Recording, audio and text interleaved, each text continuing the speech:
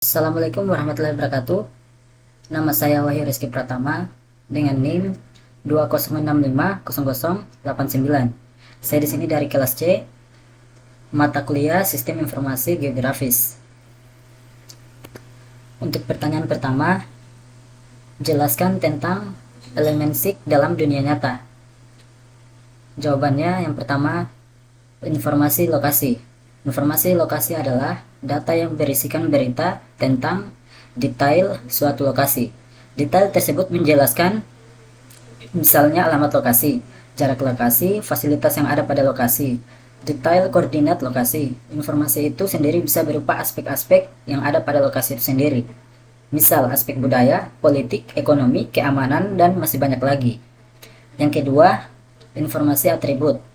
Informasi atribut adalah data yang memberikan deskripsi atau penjelasan tentang suatu fenomena yang ada di permukaan bumi atau penjelasan setiap objek yang ada di permukaan bumi. Data ini merepresentasikannya dalam bentuk kata-kata angka atau tabel. Untuk pertanyaan kedua, apa yang dimaksud dengan data spasial? Jawabannya, data spasial adalah data yang bereferensi geografis atas representasi objek bumi.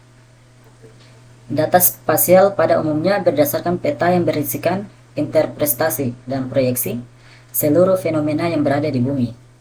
Fenomena tersebut berupa fenomena alamiah dan buatan manusia. Pertanyaan ketiga, jelaskan apa yang dimaksud dengan data vektor dan data raster. Yang pertama, data vektor. Data vektor adalah data yang diperoleh dalam bentuk koordinat titik yang menempatkan dan menyimpan data spasial dengan menggunakan titik, garis, atau area. Yang kedua, data raster. Data raster adalah data yang disimpan dalam bentuk kotak segi 4 atau grid sehingga berbentuk suatu ruang yang teratur. Pertanyaan keempat, jelaskan contoh model data vektor. Jawabannya yang pertama, titik-titik. Entiti titik meliputi semua objek grafis atau geografis yang dikaitkan dengan koordinat. Yang kedua, garis-garis atau kurva.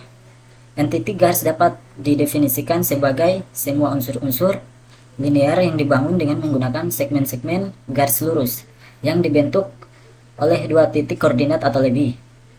Yang ketiga, poligon atau luasan beserta atribut-atributnya.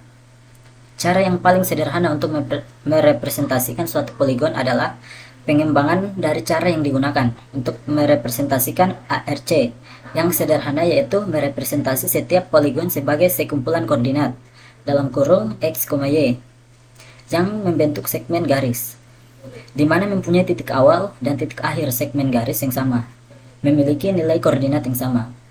Pertanyaan kelima, apa yang dimaksud dengan model data non-spasial atau atribut? Jawabannya, atribut adalah karakteristik non-spasial yang menggambarkan objek spasial. Atribut biasanya disusun dalam tabel jika baris setara dengan satu entitas dan kolom setara dengan satu atribut atau deskriptor dari entitas itu. Pertanyaan keenam, jelaskan hubungan antara data atribut dan data spasial pada slide nomor 16. Jawabannya, yaitu data spasial menyangkut peta lokasi, sedangkan data atribut menyangkut informasi yang ada pada peta tersebut. Mungkin itu saja, lebih dan kurangnya mohon maafkan. Billahi taufiq wal hidayah. Wassalamualaikum warahmatullahi wabarakatuh.